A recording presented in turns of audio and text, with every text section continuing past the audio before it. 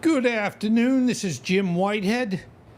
This is my second live today, and I'm kind of have two, structures of my channel. One is, and always has been for a long time, is animals. Animals are wonderful. They make life very nice, and we recognize that they are here to make everything the way we would like with family and friends. But I also do politics in the middle. Now, I was going to shy away from this a little bit, because I'm not trying to be, how would you say, angry. I'm not really, but bottom line, when I see things that, because I'm 75 years old and I've been in the United States for 75 years, and I'm proud of the United States. I'm proud of what we've done around the world. I'm proud of the relationships that we have or had with other countries. So we've kind of going down a different road, and also what I've done with my channel is I love to talk about paradoxes, things that go either right or left, and you're like, you can't go right, you can't go left, and explain why you're stuck. Well, we've got many paradoxes within the thing that's going on in the world. And I'm talking about one today. The paradox of the current administration revolves around its stance on nationalism and economic policy, specifically concerning trade and immigration. This can be described as the America First paradox. And, we'll get into it, but the America First is like saying we're better, we're on the top, everything is for us. And, it doesn't have to be that way. So, again, the America First paradox. The administration's America First agenda emphasized nationalist policies, including stricter immigration controls and protectionist trade measures like tariffs, with the stated goal of bolstering the American economy and protecting American workers. But here's what basically has happened. However, these policies often created unintended consequences that arguably,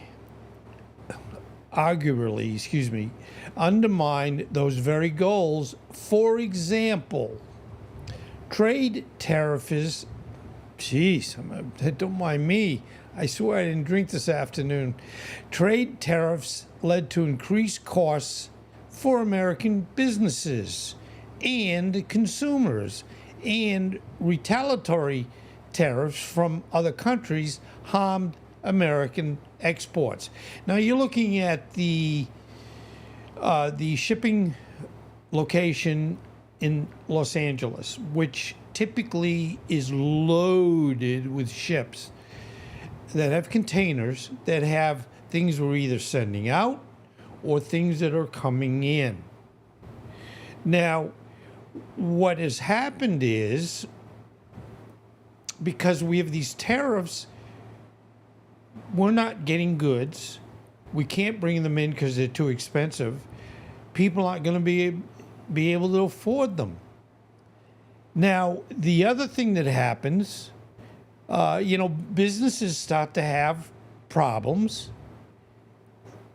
They're not getting what they need to sell, and then they end up needing to lay off workers. And now you're saying, wait a minute, this doesn't make any sense. And you are absolutely right. You got the right answer. It makes no sense.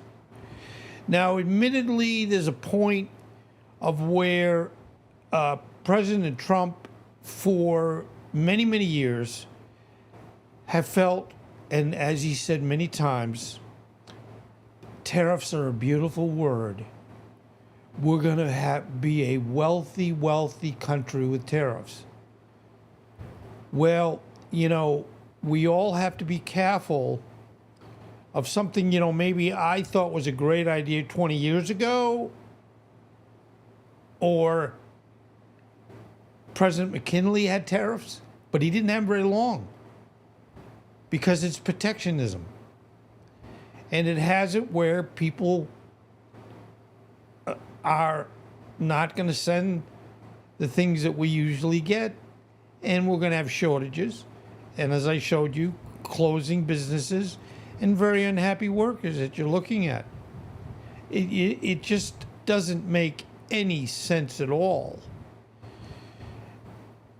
I think if you have where, and I started to say, if you're saying 20 years ago, I thought the best color was blue. Would I always say the best, and this is kind of a stupid example, but if I say the best color is blue, maybe today I'm going to think it's not. Maybe it's something different. And that's actually the benefit of having a brain, where you say, well, blue is okay, but now yellow is better. But the other thing that happened with restricted immigration, and the biggest thing that bothers me, and again, I guess this is just my way of trying to feel better, when you act like everybody from another country that wants to come into the United States are bad, bad people. They're all people that have been let out of loony bins, insane asylums. Look, there's never anything that's either totally all this way or totally all that way. So we have some very good people, and we were founded on people coming to America. And there's no reason where you say, well, we have to control it. Well, you do. And nothing is, how would you say, totally one way. Now, restrictive immigration policies create labor shortages in certain sectors, potentially hindering economic growth. Now, we were already seeing where they were talking about they needed blueberries picked in the United States. And generally, we would have people that would come in that were, here only for the picking season for, as this example, blueberries. I love blueberries, by the way. So if we keep saying, no one can come in. No.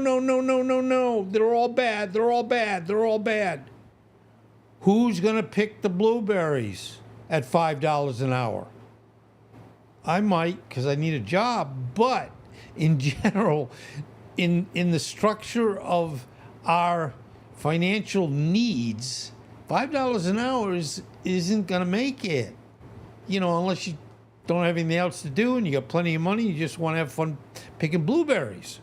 So, here we go. We're hanging ourselves over and over and over. And, it was like, oh, everybody loves us. Everybody's going to have deals and we're going to be millionaires, billionaires. Well, here's the problem with tariffs.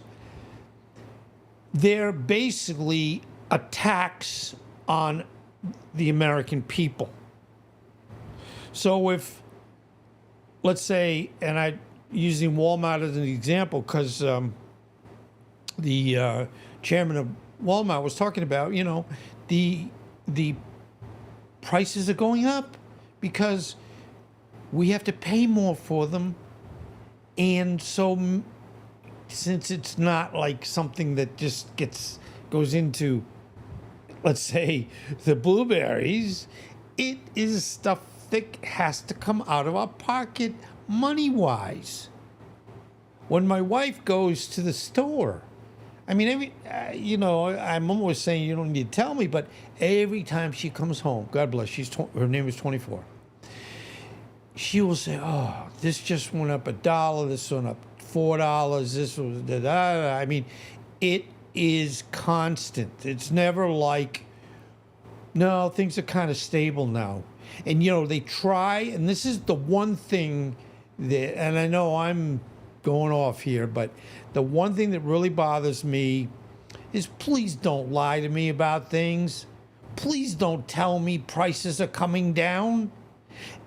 Eggs are cheaper. Gasoline is the cheapest it's ever been.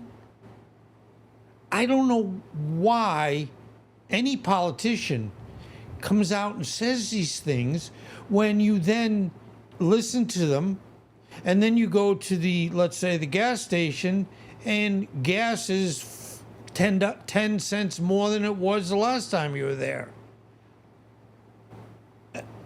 And I hope people just don't go, well, I'm not even going to look at the prices because they said the prices are lower, so I'm going to put my blinders on because I don't want to have it and where I feel that they're not telling me the truth.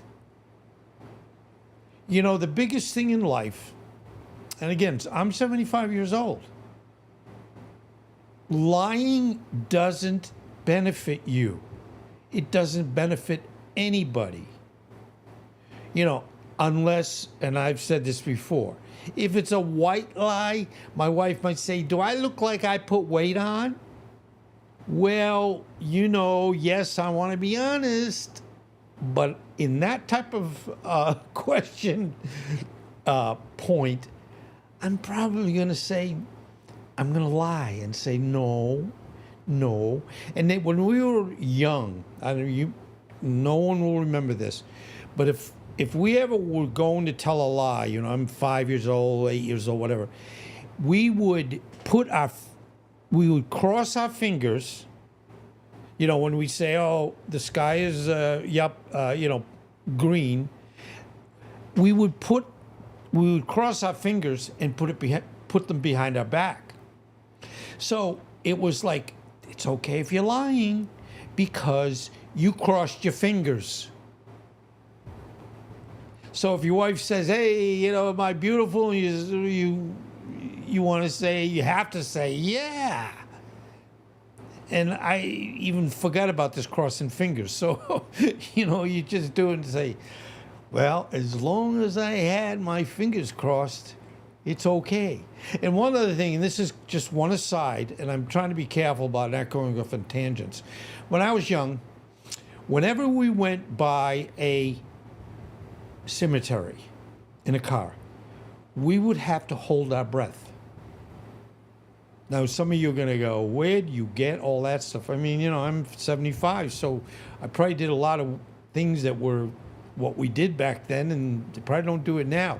So whenever we'd go by a cemetery, we would have to go, if we let the air out and started to breathe before we went totally by the cemetery, that meant that we would be going to that cemetery very shortly. So you made sure you held your breath. I'm sorry. I had to bring that one up. So the disruption of the established international alliances and trade agreements created instability that is counter to productive to economic strength. Therefore, this is, and what we're seeing here is we've had pretty good relationships with Europe. And, you know, a lot of that was from World War II. And we fought to, you know, get rid of Germany, not get rid of Germany, but defeat Germany and Italy. And we worked so well with the English, Great Britain, France. And I know there's a lot of things that people say, well, France, we've sunk their ships because we didn't want them to fall into the German hands. And again, this isn't a history exercise, but, you know, I know somebody might say, well, we had problems with France, you know, in World War II. Yes. But, you know, in today's world, we're pretty darn close to the European countries. And that's good. And we've had a good relationship, a good trade relationship. We work together. And, you know, if you get paranoid, are you going to go, everybody is out to get me? And that's kind of the attitude that we have adopted now in our country. That we've been taken advantage of, and we are, you know, no. And, you know, it's like if when I do my channel stuff, if it's not right, it doesn't look right, you work to make it better, but you don't just go, I'm not doing this anymore. I'm going to throw all my equipment in the lake. You go, why don't you sell it to me or give it to me if you don't want it? So, I mean, the point is, nothing is all bad. Nothing is all good. But whatever is bad, you can work on trying to make it better. And I don't mean you're going to be like all good, everything's good, good, good. But, you know, we're in a paradoxical situation of where you can't win with this. We're protecting ourselves, but no one is sending us anything. And the point was, hey, if we're not buying anything from somebody, and, you know, they're not buying from us, we don't know anything. That is another weird point of where we make money on making things and selling to other countries. Other countries make money by making things and selling them to us. And I know they talk about whether it's a free trade. Free trade, I know you've got to be careful on free trade, because then you will get a little unbalanced. But if you do fair trade meaning what I sell you, I sell at a fair price. What I buy from you should be a fair price. That's fair trade. And if something is like $28 higher than it should be, you can work with them. You know, there's just not where, and especially in Europe, they've been our friends, and we're in the NATO, or, you know, the NATO organization of ensuring that we're together and we protect everybody. Anyway, just to finish up, I know I'm really on a tirade.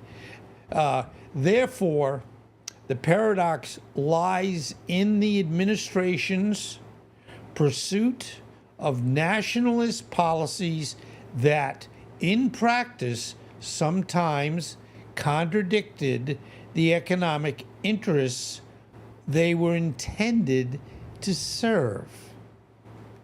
Also, the idea of America first often alienated, I'm telling the truth, long-standing allies, which is counterproductive to a nation's long-term strength. This paradox highlights the tension between nationalist rhetoric and the complexities of a globalized economy. So we're going the wrong way, and no one in the government is recognizing. They just keep telling the stories over and over again that just are not true. They say, "Oh yeah, we've got 150 countries that are just waiting to do a deal with us, and we can't get to all of them very quickly." We met with Great Britain, and we didn't even sign an agreement. We kind of came to a casual whatever. And with China, and okay, China's China. But China helped us make money over here, and we helped them make money over there. Could it be improved on both sides? There we go. But the point we have right now, everything is either totally good or totally bad. And that just doesn't make any sense. So, I'm not trying to talk you into this. I'm just trying to have it where I get it off my chest, and maybe it helps where people go, hey, So, again, this isn't picking on particularly, Republicans, Democrats, independents. It's just saying we've got to work together as a country, America, and as a world with all those that we've worked with for many, many, many years. So, I hope you learned something from this. I do every time I do one. And I just want to thank you. And, it's always good if you don't mind subscribing. If you liked it, great. If you didn't, that you can say that too. Or if you really have a comment, either good or bad, please. I'm a big boy. Not necessarily physically, but my age, I've seen a lot. I've had a lot of good things go on, and I've had a lot of bad things going on. So it isn't where I'm in a vacuum, and I don't know anything that's happened. So thank you for being here. I know this was 23, almost 24 minutes. So let's all work together. It is the only way that makes sense. So, again, thank you for being here. And thank you for letting me say how I feel. I know it doesn't necessarily make you feel better, but it sure makes me feel better. So, America first. It's a paradox. So let's just get rid of the paradox and just say America is wonderful. Anyway, thank you again, and may everything work out. That's what we pray every night. So thank you again. Take care.